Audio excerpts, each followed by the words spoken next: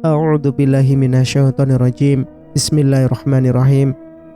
Assalamualaikum warahmatullahi wabarakatuh. Kembali lagi bersama Mang Sukir di channel Sampul Hitam. Dan untuk kali ini, Mang Sukir akan melanjutkan cerita yang sebelumnya yang berjudul Penumpang Misterius di Kursi Sebelah. Cerita ini ditulis oleh Hanasan. Dan bagi teman-teman yang ingin membacanya secara langsung, teman-teman bisa langsung kunjungi link yang saya sudah siapkan, ada di deskripsi. Dan tak usah berlama-lama, bagaimanakah untuk cerita kali ini? Ini dia kisahnya. Selamat mendengarkan.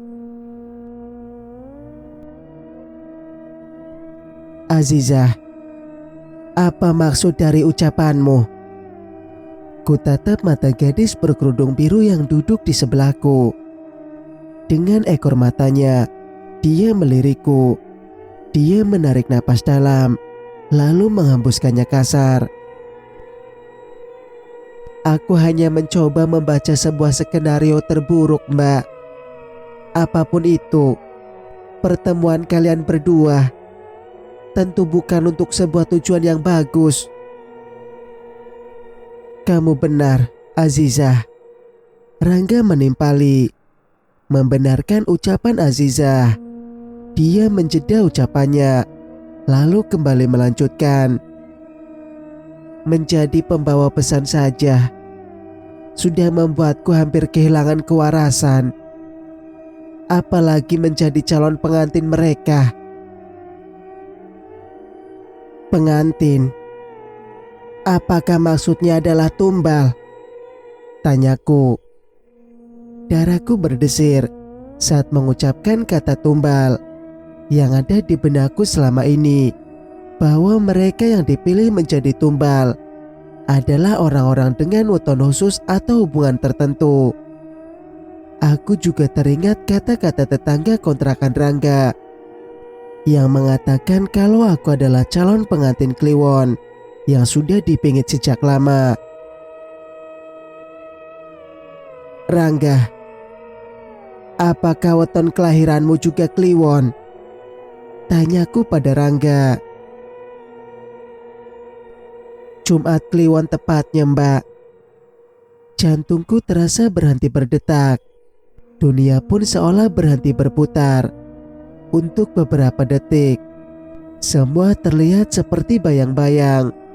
Lalu saat aku kembali memperoleh kesadaranku, kudapati tubuhku menggigil. Mbak, kamu tidak apa-apa? Tanya Azizah panik. Tangannya mengusap punggungku. Aku tidak apa-apa, Azizah. Aku menjawab dengan terbata. Weton kita sama, Rangga. Apakah itu yang membuat kita berada di sini?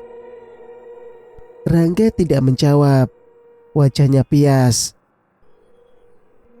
Lakuning rembulan. Azizah bergumam. Aku dan Rangga menoleh pada Azizah, menunggu kalimat yang akan diucapkan berikutnya. Lakuning rembulan adalah sifat dari orang dengan weton Jumat Kliwon. Mereka meyakini orang-orang yang lahir dengan weton tersebut mempunyai perilaku yang lemah lembut, juga bisa menjadi penerang dalam kegelapan. Akan tetapi, mereka juga mempunyai kekuatan yang menjadi daya tarik dalam hal mistis. Itulah kenapa mereka sering menjadi incaran para pengabdi setan. Jelas Azizah panjang lebar. Aroma mereka harum. Azizah melanjutkan. Aku tidak menyangka Azizah mengetahui banyak tentang hal-hal seperti itu. Weton dan segala hal yang berkaitan dengan mistis. Kalaupun apa yang dikatakan Azizah benar, aku mungkin tidak begitu terkejut. Lahir dengan weton Jumat Kliwon, banyak sekali pantangan yang aku jalani sedari kecil. Bahkan aku dilarang memberitahu pada siapapun tentang wetonku. bahaya. Itu kata ibu. Karena orang yang berniat jahat akan mudah menyakiti dengan menggunakan weton tersebut. Bukan hanya itu, aku sering melihat sesuatu yang tidak bisa dilihat oleh orang lain. Walau penglihatanku itu makin berkurang saat umurku bertambah. Bahkan, makin bertambah saat apa yang kulihat dalam mimpi menjadi kenyataan. Dulu, aku sering menganggapnya sebagai sesuatu kebetulan. Namun Pak Digimin justru mengatakan, itu adalah kelebihan. Entahlah, apakah aku harus bersyukur atas semuanya? Sementara suamiku sendiri sampai detik ini menghilang, juga karena kelebihan yang kupunya. Sebaiknya aku pamit pulang. Ada sesuatu yang harus kukerjakan di rumah. Pamitku, aku memutuskan untuk pulang. Karena tiba-tiba aku merasa kepalaku berdenyut. Mbak, bisa pulang sendiri? Tanya Azizah. Tentu saja, jawabku. Kuukir senyum pada gadis di sebelahku ini. Mbak. Rangga terlihat sedikit canggung. Dia sepertinya bingung hendak memanggilku dengan sebutan apa. Panggil saja dengan sebutan yang membuatmu nyaman, ujarku. Baik Teh, kita akan bertemu lagi, ucapnya. Aku mengernyit. Kalimat yang diucapkan Rangga begitu khas. Kalimat yang selalu terngiang di telinga. Dan kini diucapkannya lagi. Tentu saja, Rangga. Jawabku mencoba bersikap sewajar mungkin. Teh, saya akan pulang. Mungkin minggu depan. Rangga kembali berkata. Bagus itu. Dan sepertinya kamu memang harus pulang untuk menjelaskan semua yang terjadi padamu di sini kan? Ujarku kemudian. Rangga tersenyum. Namun aku menangkap sebuah kekhawatiran di balik senyumnya tersebut. Hati-hati di jalan, Mbak. Aziza berkata saat mengantarku hingga pagar rumah. Assalamualaikum. Waalaikumsalam. Di bawah terik matahari, kupacu laju motor membelah jalan aspal yang berdebu. Cuaca panas membuatku ingin cepat-cepat sampai di rumah dan menikmati segelas es teh. Membayangkan es teh membuatku tanpa sadar menambah kecepatan laju motor. Tiba-tiba seekor kucing menyeberang di jalanan yang sepi, hingga membuatku mengerem motor dengan mendadak, hingga menimbulkan suara berdecit dari roda motor yang beradu dengan aspal. Dadaku berdegup kencang. Hampir saja aku menabrak kucing itu. Kupinggirkan motor ke tepi jalan, mengatur debaran jantung yang tidak beraturan. Ponsel di saku celana bergetar. Sepertinya ada pesan yang masuk. Arsya, nama yang terpampang di layar ponsel. Cepat, kubuka pesan yang dia kirim. Mbak, kamu di mana? Tanya Arsya dalam pesannya. Aku di Jalan Melati. Balasku cepat. Aneh, kenapa Arsya mengirim pesan padaku? Bukankah Aziza bilang dia sedang ada tugas? Apa mungkin dia sudah selesai? Ada apa Arsya? Kukirim pesan lagi padanya karena merasa penasaran. Tidak apa-apa, hanya memastikan Mbak pulang dengan selamat. Aku menarik napas lega. Ternyata dia mengkhawatirkan diriku. Tapi, tunggu dulu. Aku sekarang sedang berada di Jalan Melati. Itu artinya aku berada tidak jauh dari rumah istri Mbah Sumantri. Lalu aku memutar motor menuju salah satu gang, seperti yang dikatakan oleh tetangga kontrakan Rangga tadi pagi, yaitu alamat rumah Mbah Sumantri. Setelah beberapa kali bertanya pada warga sekitar, akhirnya aku sampai pada sebuah rumah yang cukup besar dan berada di ujung jalan. Di sebelahnya kebun tebu. Sedikit ragu, aku melangkahkan kaki menuju pintu dan mengetuknya. Lama tidak ada sahutan. Kuputuskan untuk pergi. Baru saja hendak membalikkan tubuh, terdengar suara teriakan dari belakang rumah. Bergegas aku menuju arah suara tersebut. Tepat di belakang rumah tampak sebuah bangunan kecil mirip kandang yang menyatu dengan dapur. Ternyata suara teriakan itu berasal dari sana. Kuhentikan langkahku ketika melihat seorang gadis yang hanya mengenakan kaos oblong yang kedodoran dan rambut acak-acakan, menangis, lalu kemudian tertawa sendiri. Kulangkahkan kaki untuk mendekati gadis itu untuk memastikan kalau aku tidak salah lihat. Nela. Aku terkejut begitu melihat kalau gadis yang ada di depanku ternyata Nela. Sungguh sebuah pemandangan yang memilukan. Baru beberapa waktu yang lalu aku melihatnya begitu cantik dan wangi. Namun kini dia terlihat begitu mengenaskan. Dia kehilangan kewarasannya.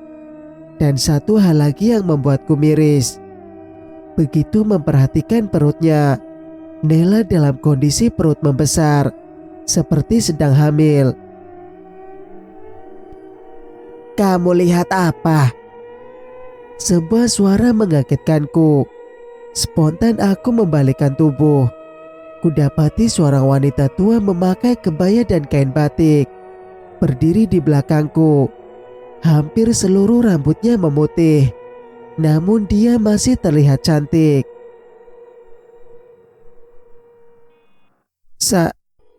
Saya... Belum sempat aku melanjutkan kalimatku, Nela yang sedari tadi memandangku dari dalam gubuk, tiba-tiba mencabik wajahnya dengan kuku panjangnya, hingga darah segarnya mengalir membasahi seluruh wajah. Aku tak kuasa melihat pemandangan yang ada di depanku. Aku tidak bisa melihat darah. Bahkan bisa membuatku pingsan hanya karena melihatnya saja.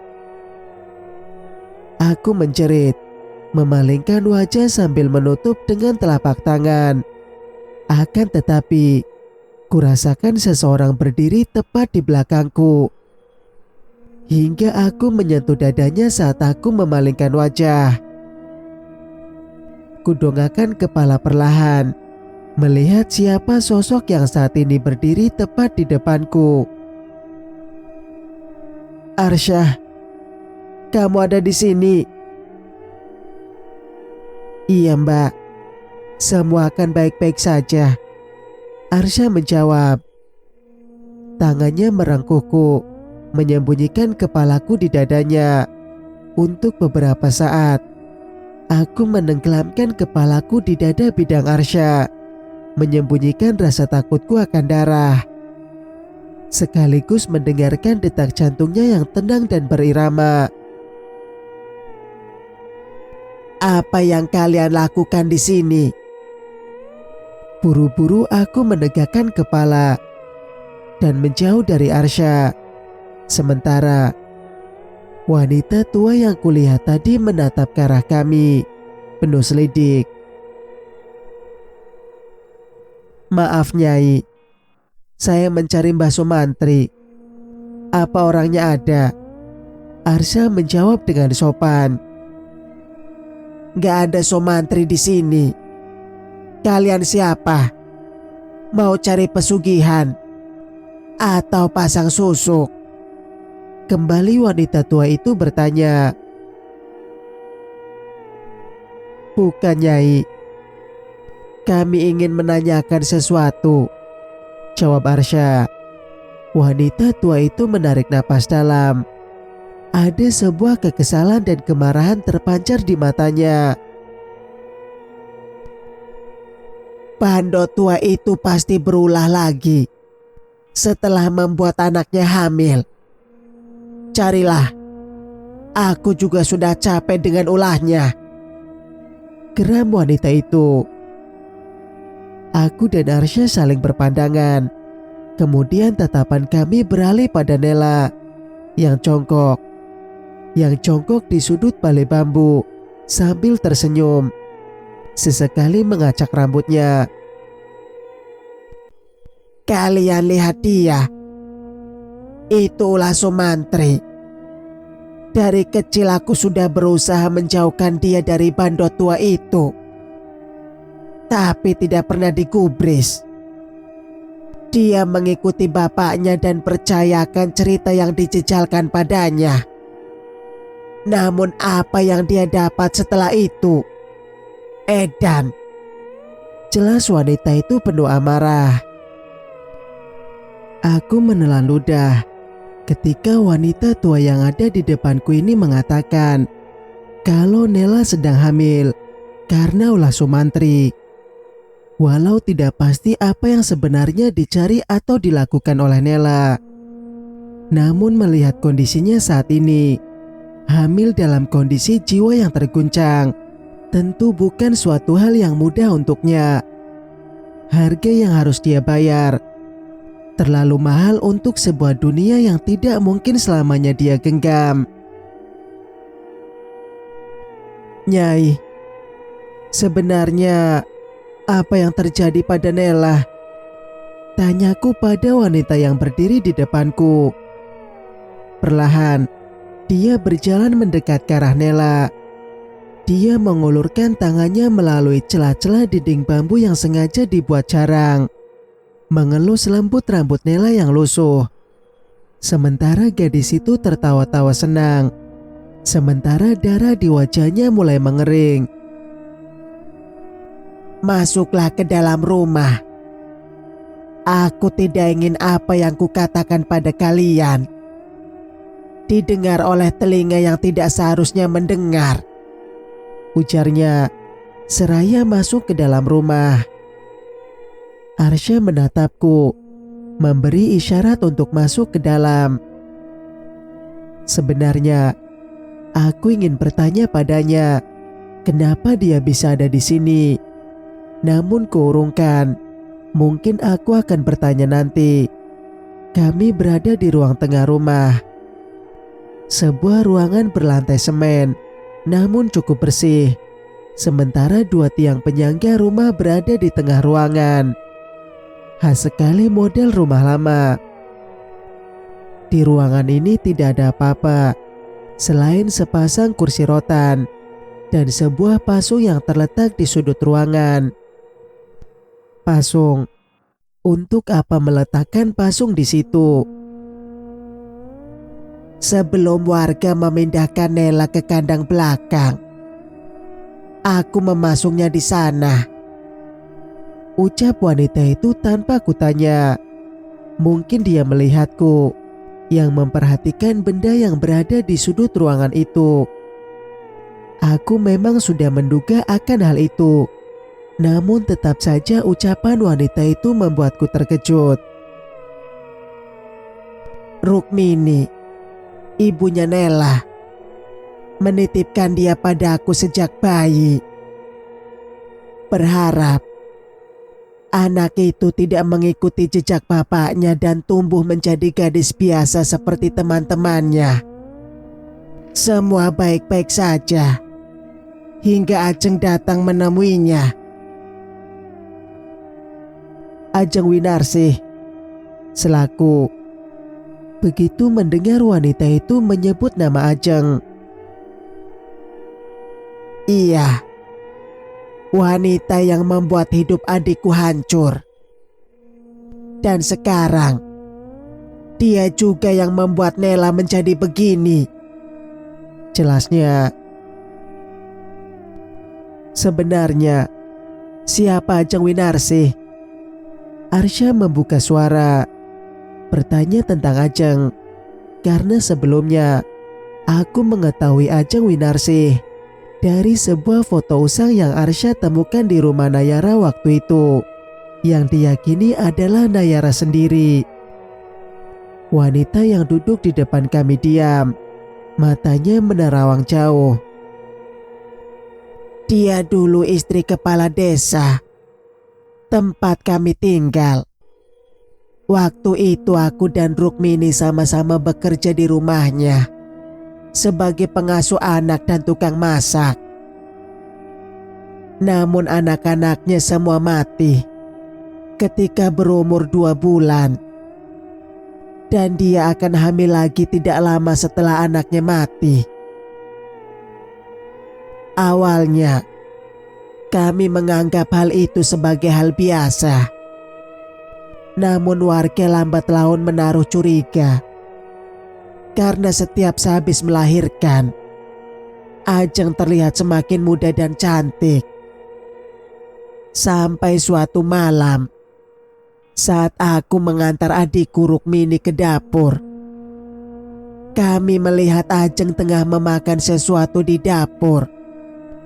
Ketika mendekat, kami sangat terkejut karena mulutnya berlumuran darah.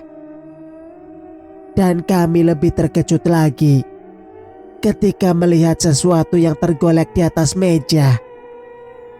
Bayi yang baru beberapa hari dia lahirkan sudah tak bernyawa dalam kondisi yang tidak utuh lagi. Aku menahan napas mendengar cerita wanita di depanku ini, sambil membayangkan apa yang dilakukan Ajeng terhadap bayinya. Kulihat wanita itu pun beberapa kali menarik napas dalam sebelum akhirnya dia melanjutkan ceritanya.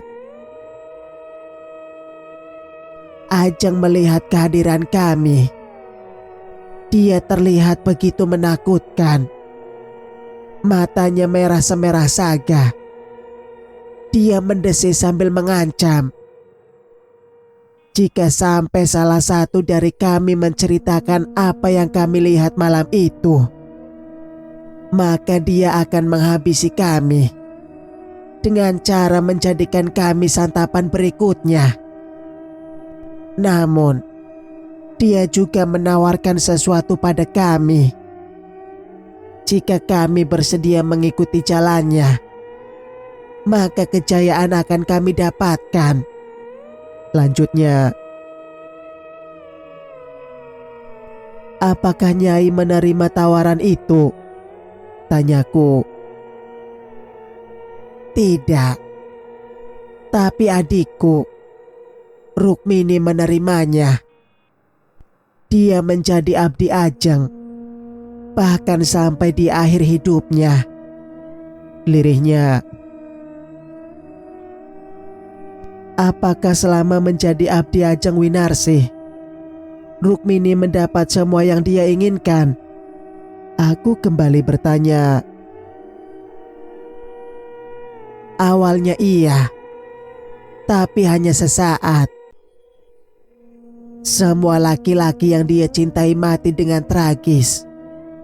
Dan hal itu membuatnya ingin mengakhiri pengabdiannya. Lalu adikku bertemu dengan Sumantri. Mereka menikah dan mempunyai anak, Nela. Namun tanpa sepengetahuan adikku, ternyata Sumantri juga merupakan pengikut Ajeng. Bahkan mereka menikah. Padahal waktu itu Rukmini ingin mengakhiri pengabdiannya pada Ajeng. Itulah kenapa Nela dititipkan padaku untuk menyelamatkannya dari incaran Sumantri dan Ajeng. Lalu, di mana Rukmini sekarang? Arsya bertanya. Antara hidup dan mati. Jika Ajeng ingin dia mati, maka dia mati. Tapi saat ini belum. Wanita itu menjawab. Maksudnya apa, Nyai? Aku dan Arsya bertanya bersamaan. Wanita di depanku ini menggeleng, namun dia menarik sudut bibirnya hingga terlihat seperti sedang tersenyum. Kalian akan melihatnya nanti, dia menjawab. Kalau boleh saya bertanya, nama Nyai siapa? Rosmina, jawabnya pendek. Apakah Nyai Rosmina tahu tempat yang sering dikunjungi Mbah Sumantri? Arsya kembali bertanya. Aku sudah banyak berbicara hari ini. Pergi dan carilah sendiri keberadaannya, usir Nyai Rosmina. Maaf sebelumnya, Nyai. Boleh saya bertemu Nela sebelum pergi? Pintaku. Nyai Rosmina menatapku penuh curiga. Ekspresi wajahnya tidak bisa kugambarkan, namun sorot penuh selidik dari matanya jelas terpancar. Untuk apa? Tanyanya kemudian. Ada sesuatu yang ingin kusampaikan padanya. Nyai Rosmina mendengkus, namun tak urung. Dia mengizinkanku untuk kembali ke belakang bertemu Nela.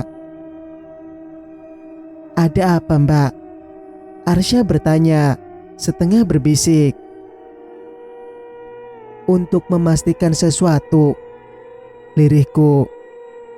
Aku mendekati tempat yang lebih layak disebut kandang, di mana Nela berada.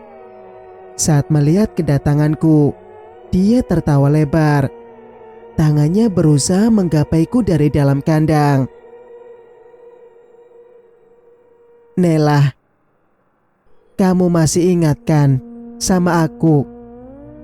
Tanyaku pada Nela. Gadis itu memandangku dengan tatapan kosong.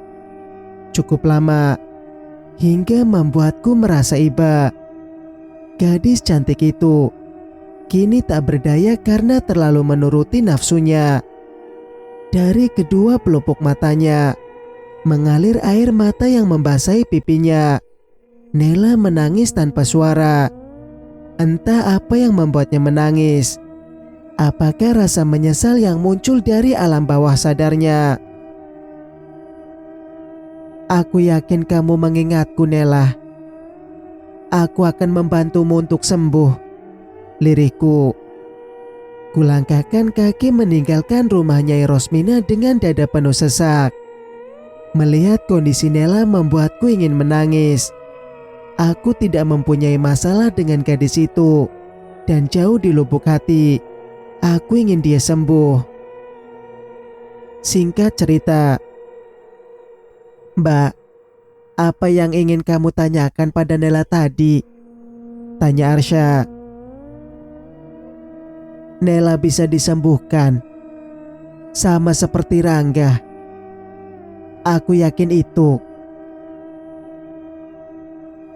Apa yang menimpa Rangga berbeda dengan apa yang dialami Nela.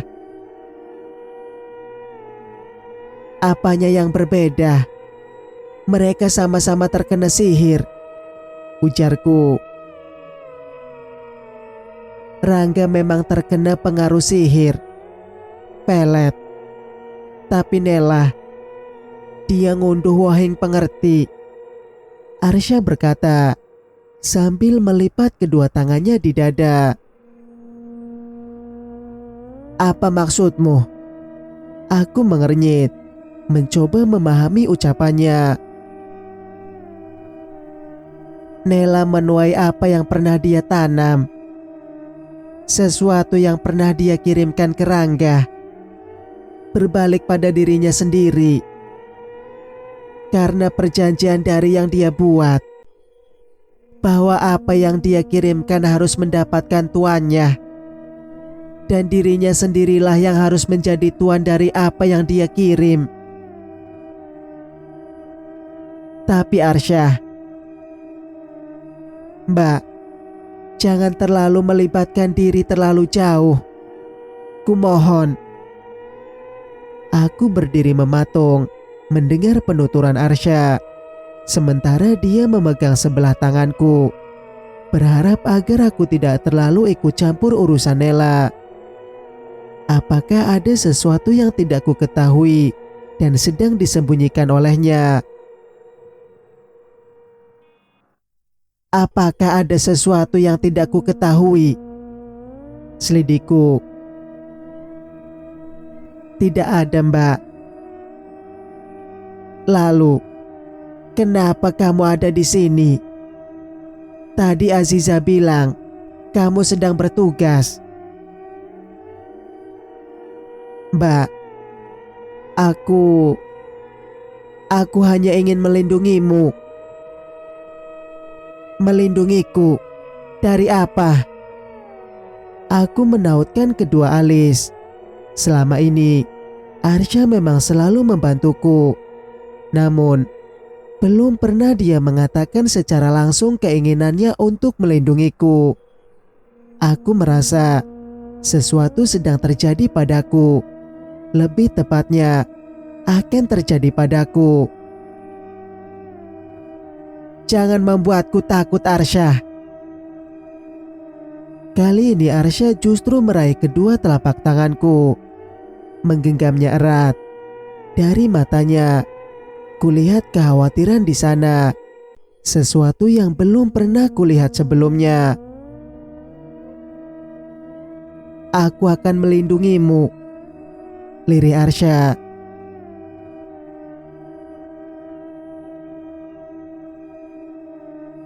Cerita pun bersambung. Jika kalian suka dengan ceritanya, jangan lupa untuk like, komen, dan subscribe channel ini agar bisa mendengarkan cerita-cerita berikutnya. Wassalamualaikum warahmatullahi wabarakatuh.